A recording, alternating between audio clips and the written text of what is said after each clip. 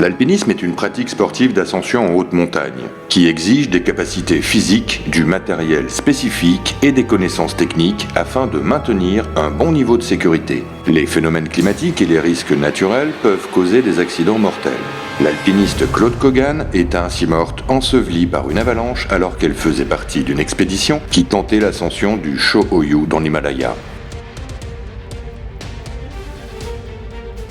L'escalade en solo intégral est un style d'escalade libre et en solitaire dans lequel le grimpeur n'utilise aucun équipement de protection, se reposant uniquement sur sa capacité à ne jamais chuter. Cette pratique s'effectue en général au-delà d'une hauteur de sécurité, ce qui implique toujours des blessures graves ou la mort en cas de chute. Ainsi, le célèbre grimpeur américain John Bashar s'est tué lors d'une chute de solo intégral.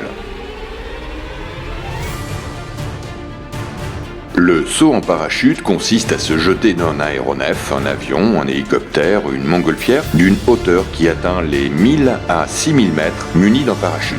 Les parachutistes peuvent sauter seuls ou à plusieurs et effectuer des figures. Une seule erreur commise dans ce sport et on risque la mort. Eric Rohner, un sportif américain connu pour ses prouesses, est décédé lors d'un saut en parachute, après avoir heurté un obstacle de plein fouet et s'être retrouvé suspendu à son parachute. La plongée sous-marine est une activité aquatique qui cause beaucoup de décès chaque année. Les conditions climatiques comme les orages, la montée des eaux, ainsi que le non-respect des consignes de sécurité sont des facteurs aggravants. Il faut également être en très bonne forme physique pour pratiquer la plongée. La plongée libre ou apnée fait partie des sports extrêmes en raison des nombreux risques qu'elle comporte. Il existe plusieurs disciplines d'apnée, mais le but reste le même, rester le plus longtemps possible sous l'eau sans respirer, tout en descendant le plus profondément. C'est une activité qui peut provoquer une syncope lorsque l'on remonte à la surface. C'est ainsi que la championne Audrey Mestre, 28 ans, est morte lors d'une tentative de descente à moins de 171 mètres en République dominicaine. Elle a repris sa respiration lors d'une syncope et est morte noyée. Le surf est un sport extrême qui peut être dangereux. Des facteurs aggravants comme les conditions climatiques peuvent être la cause de nombreux risques comme les traumatismes crâniens, les plaies par dérive de planches de surf, les plaies sur le récif, les collisions surfeurs contre des bateaux, la noyade, les cancers de la peau, les attaques de requins. Les moyens de prévention sont multiples, par exemple la connaissance du milieu marin et le port du casque. Le kayak est un canot léger qui s'utilise avec une pagaie à 2 pales pour le propulser.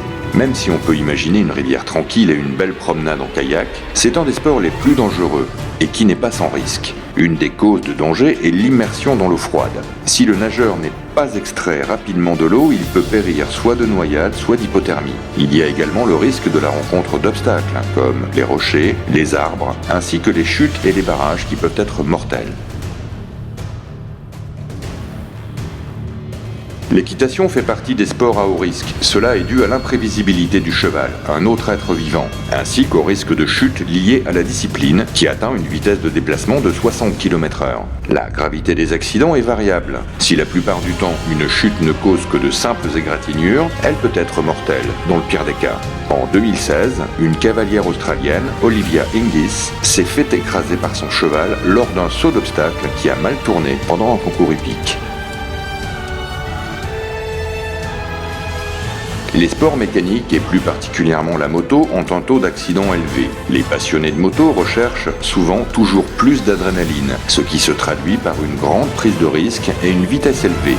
Les blessures les plus fréquentes sont les fractures, au niveau du poignet ou des côtes. Mais des blessures graves comme les fractures au niveau des hanches, des clavicules et des tibias peuvent causer de réelles graves séquelles comme la paralysie ou dans des cas extrêmes, la mort. Le pilote japonais Soya Tomizawa est mort à seulement 19 ans en 2010 lors d'une terrible chute, lors du Grand Prix de Saint-Martin. Sa roue s'est dérobée dans le gazon et a été violemment percutée par des motos qui arrivaient et qui n'ont pas pu empêcher l'accident du fait de leur proximité et de leur vitesse élevée. La Formule 1 est un sport automobile assez dangereux, malgré les énormes progrès en sécurité ces dernières années. Les pilotes qui s'exposent au danger survivent parfois à des crashs très violents et frôlent la mort de peu. En 1994, lors du Grand Prix de San Marin, le triple champion du monde Ayrton Senna meurt dans le virage de Tamburello à Imola, alors qu'il est en tête de course et à pleine vitesse. Cet accident, vu en direct par des millions de téléspectateurs, provoque une vive émotion mondiale et entraîne une modification des règles de sécurité de la Formule 1.